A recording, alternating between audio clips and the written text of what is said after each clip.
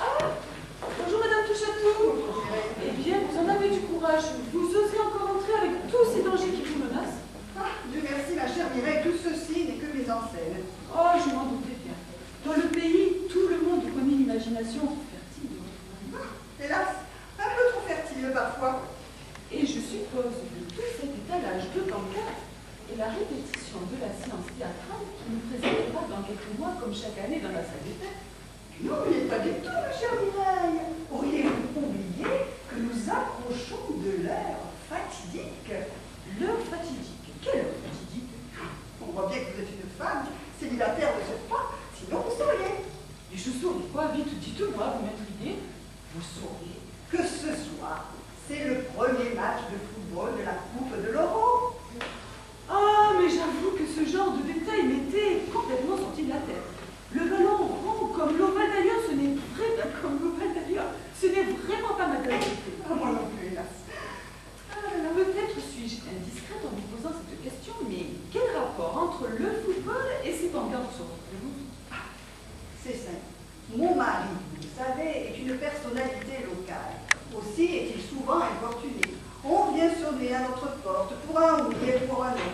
Alors, pour éloigner les fâcheux, il a imaginé ce subterfuge. Mais vous croyez que ça va marcher? Ah, mais j'espère bien.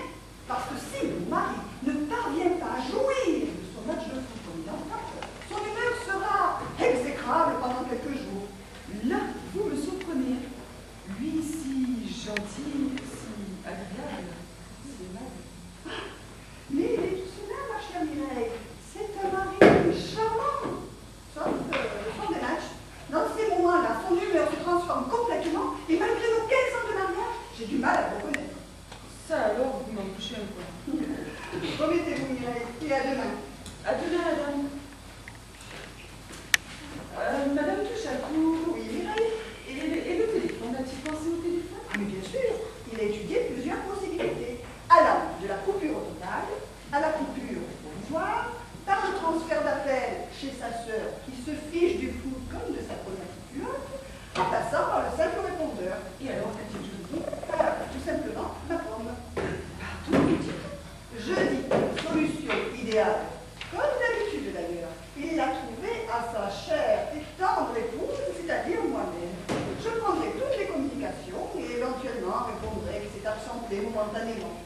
Oh, il a tout prévu, il a tout prévu. Ah, football, quand tu me tiens. Il n'a pas tout prévu, Mireille. Comment cela?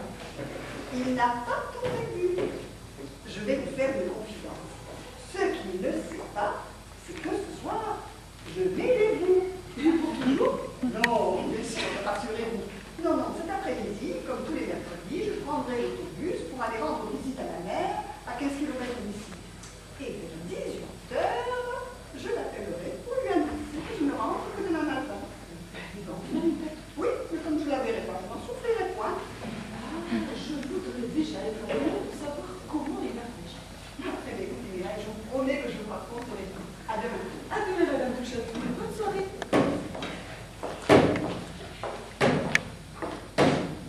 Ah! C'est toi? Ça fait peur. La factrice vient de passer. Tu viens lire ton courrier? Je termine cela et j'arrive.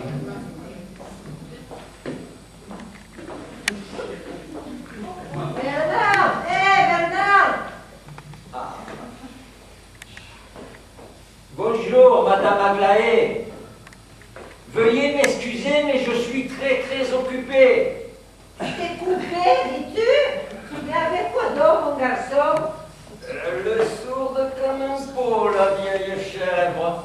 Je me suis pas coupé. Je dis que je suis très occupé. Ah oui, je vois. Tu as mis des épouvantails pour protéger tes soumis. Oui, c'est cela, oui. À quoi bon lui expliquer? Elle ne sait même pas ce qu'est un ballon de football. Bernard, mon ami, j'ai un grand service à te demander. Ah, si je peux, hein? Bien sûr que tu peux. Voilà. Tu sais que j'ai encore un poste de télévision en noir et blanc. Non, je ne savais pas. Et si je l'ai depuis 35 ans,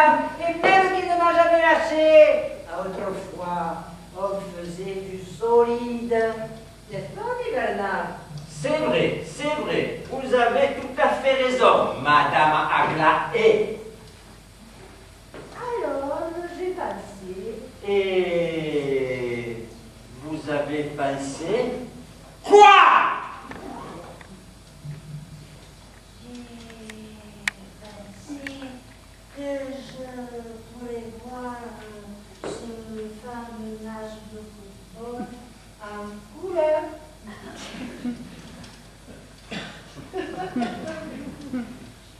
J'ai appris par Nelly dans la file à magasin électrique que tu as acheté un poste tout neuf avec un écran aussi grand qu'un drapeau de personne.